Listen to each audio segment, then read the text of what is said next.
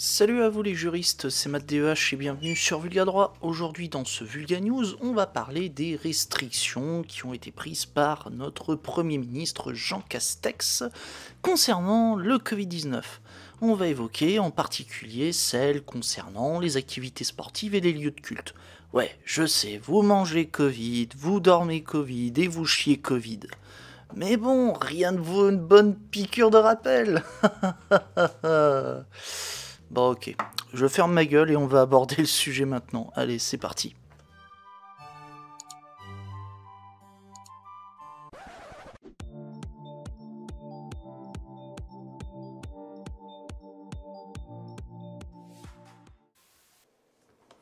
Alors, pour ce qui est du sport, ça se passe à l'article 42 du décret. Voilà. En fait, le Premier ministre a prévu plusieurs conditions d'ouverture pour certains établissements en matière sportive. Et notamment ceux qui sont ouverts, ceux qui sont couverts, et ceux qui sont en plein air. Alors déjà, pour les établissements sportifs couverts, ces derniers peuvent accueillir du public pour certaines activités. En particulier, l'activité des sportifs professionnels et de haut niveau, les activités sportives participant à la formation universitaire ou professionnelle, ou encore les activités qui sont liées aux groupes scolaires et périscolaires, et qui sont encadrées à destination exclusive des personnes mineures.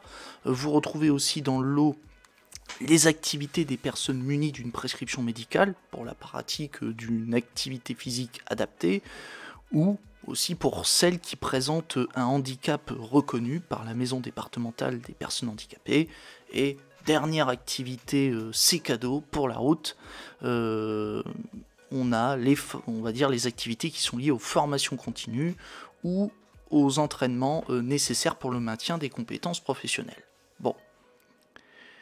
Maintenant que je vous ai dit ça, on va voir que l'article 42 de ce décret précise que ces établissements couverts sportifs, ils peuvent également accueillir des spectateurs. Encore une fois, sous certaines conditions. Déjà, c'est entre 6h et 21h, et il faut aussi que les personnes accueillies aient déjà une place assise, il faut qu'il y ait une distance minimale d'un siège qui est laissé entre les sièges occupés par chaque personne, ou chaque groupe jusqu'à 6 personnes venant ensemble ou ayant réservé ensemble. Et pour ce qui est de l'accès aux espaces permettant des regroupements, c'est interdit, sauf s'il y a des aménagements de manière à garantir le respect des gestes barrières. Et pour ce qui est du nombre de personnes pouvant être accueillies, il ne peut pas excéder plus de 30, enfin il ne peut pas excéder le seuil de 35% de la capacité d'accueil de l'établissement. Et il y a une deuxième condition en termes de nombre de personnes, il ne faut pas que ça excède 800 personnes. Voilà. On ne peut pas accueillir plus de 800 personnes. Après, je vous dis, ne commencez pas à vous endormir parce que je suis navré les juristes, mais ça ne fait que commencer. Donc, accrochez-vous et ouvrez vos oreilles. Surtout que si vous vous dites, ok, mais qu'est-ce qu'il en est des autres établissements, Matt ? Tu as parlé des établissements en plein air. Eh bien, sachez que pour les établissements en plein air autres que les parcs zoologiques, ne me demandez pas pourquoi les parcs zoologiques figurent dans cette section. C'est un peu l'œuvre, c'est par l'œuvre du Saint-Esprit. Mais bon, que voulez-vous ? Pour ces établissements en plein air, ils peuvent accueillir donc du public pour les activités qu'on a vues précédemment, à savoir pour les établissements couverts sportifs. Mais il n'y a pas que ces activités-là. On retrouve aussi au sein de ces établissements des activités physiques et sportives, ainsi que ludiques culturelles, voire de loisirs, pour des personnes majeures. Donc là-dessus, pour ces activités, il n'y aura pas de problème. Par contre, il ne sera pas possible pour ces établissements en plein air de mettre en place des sports collectifs ou des sports de combat.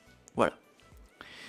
Et pour ce qui est des conditions d'accueil de ces établissements en plein air, ils peuvent accueillir des spectateurs, encore une fois, dans les mêmes conditions que les établissements sportifs couverts, pardon, sauf à une condition près, on va dire il y a une différence par rapport au nombre de personnes.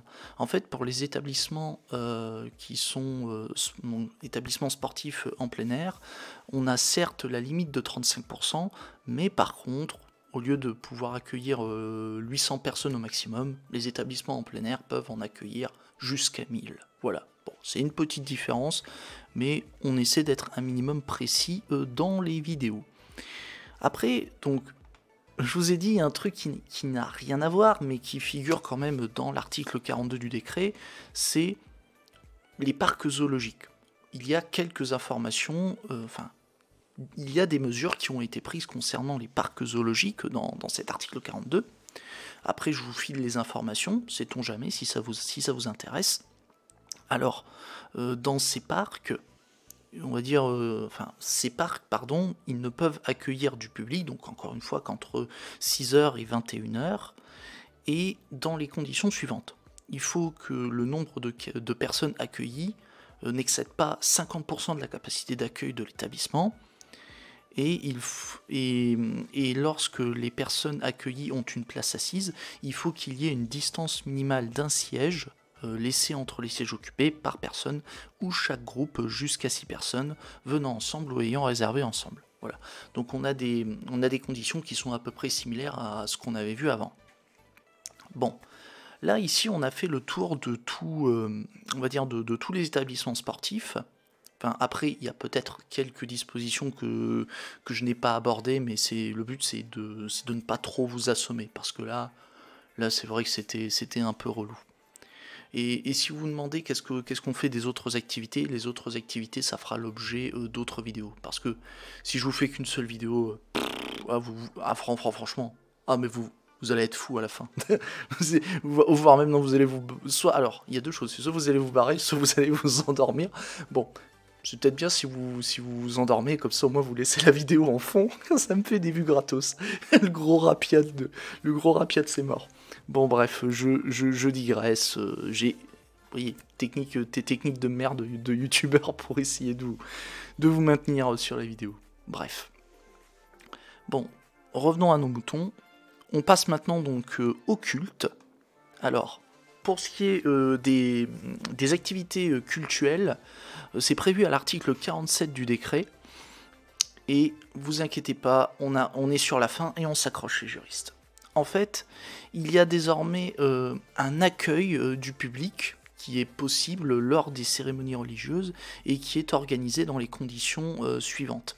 Il faut qu'il y ait une distance minimale de 2 emplacements qui soient laissés entre ceux occupés par chaque personne ou groupe de personnes partageant le même domicile, d'accord, ok. Et il faut que l'emplacement situé immédiatement soit... Ah merde, pardon, excusez-moi, j'ai un peu bugué. Et il faut que l'emplacement qui est situé immédiatement derrière un emplacement occupé soit laissé inoccupé. Voilà. Bon. Ensuite, autre condition, pour les personnes qui ont 11 ans ou plus et qui accèdent ou demeurent dans ces établissements, ils doivent porter un masque. Et pour ce qui est par contre de cette obligation de porter le masque, ça ne fait pas obstacle à ce qu'il soit momentanément retiré pour l'accomplissement des rites qui le nécessitent. Parce que j'imagine mal un gamin se faire baptiser avec le masque, pouf, tu le fous la tête. Je suis vraiment con quand même, je me marre pour des trucs de merde. Bon. Du coup, je poursuis la lecture des conditions. Il est indiqué aussi que le gestionnaire du lieu de culte s'assure à tout moment, et en particulier lors de l'entrée et de la sortie de l'édifice, et lors des cérémonies, du respect de l'ensemble des règles qu'on vient voir. Donc du coup, ça implique aussi le respect des gestes barrières. Comme dirait l'autre, c'est la moindre des choses, ma bonne dame. Comme dirait l'autre. D'ailleurs, sachez que on va dire dans le cadre de cette réglementation, le préfet de département peut interdire l'accueil du public dans les établissements de culte si les conditions de leur organisation ainsi que les contrôles mis en place ne sont pas de nature à garantir le respect de ces exigences. Après, il faut... alors... il y a un élément, excusez-moi, j'ai un peu bugué, mais il y a un élément important, c'est qu'avant de prendre une telle mesure, le préfet doit avoir mis en demeure, j'imagine, le gestionnaire du lieu de culte, de veiller à faire respecter ses exigences, et si le gestionnaire du lieu de culte n'est pas en mesure de faire respecter ses exigences après la mise en demeure, concrètement, le préfet aura effectivement la possibilité d'interdire l'accueil du public au sein de cet établissement. Voilà. Ensuite, pour ce qui est des modalités d'accueil du public, pour la visite des établissements de culte, ça va s'effectuer de la manière suivante, donc du coup entre 6h et 21h, comme d'hab. Et les établissements peuvent accueillir un nombre de visiteurs qui sera supérieur à celui permettant de réserver à chacun une surface de 8 mètres carrés. Pardon. Et quant aux événements qui ne présentent pas un caractère culturel, pardon, c'est, on va dire, les établissements, ils ne peuvent accueillir du public qu'entre 6h et 21h, avec d'autres conditions. Alors ces conditions, juste pour information, elles figurent dans un autre article, donc l'article 45, donc je ne vais pas vous l'afficher, mais je vais simplement vous lister ces différentes conditions. Donc du coup, lorsqu'il y a des activités culturelles, les établissements ils ne peuvent accueillir les personnes que dans les conditions suivantes. Il faut on va dire les personnes elles doivent avoir des places assises, il faut qu'il y ait une distance minimale d'un siège qui soit laissé entre les sièges occupés par chaque personne ou chaque groupe jusqu'à 6 personnes venant ensemble ou ayant réservé ensemble. Il faut que l'accès aux espaces permettant des regroupements soit interdit, voilà, sauf si ces espaces sont aménagés de manière à garantir le respect des gestes barrières. Et pour ce qui est du nombre de personnes, on va dire un maximum 35% de la capacité d'accueil et 800 personnes par salle. Voilà. Bon, écoutez, voilà, on a fini les juristes, c'est tout. J'espère que cette vidéo sur ce décret, du moins sur ces quelques articles du décret concernant les mesures liées à la lutte contre la propagation du Covid-19, ça vous a intéressé, ou si vous avez pu choper quelques informations intéressantes. Après, que pensez-vous de ces mesures? Est-ce que vous estimez qu'elles sont complètement fumeuses ou un minimum rationnelles? Encore une fois, n'hésitez pas à me dire ce que vous en pensez dans les commentaires. Ensuite, comme d'habitude, si vous êtes satisfait de la vidéo, n'hésitez pas à vous abonner, à liker et à la partager. Et si vous le souhaitez, vous pouvez me soutenir financièrement sur Utip et Tipeee. Je vous en remercie d'avance et n'hésitez pas à faire un tour sur mes réseaux sociaux qui ne cessent de s'afficher sur le côté. Et encore une fois, je me cours de côté pour vous les montrer. C'est pas grave, un jour je vais y arriver. Et encore une fois, avant de partir, jetez un coup d'œil aux chaînes des collègues vidéastes qui sont dans la description de la vidéo. Pensez à faire un tour sur le Discord de 404 les tendances perdues et celui du prisme des créateurs pour en découvrir d'autres. Et vous pouvez retrouver aussi les différentes sources qui sont liées au décret dans la description de la vidéo. Bon, j'ai tout dit. Sur ce, je vous laisse. C'était Matt DEH sur Lien Droit. A plus les juristes et je vous laisse.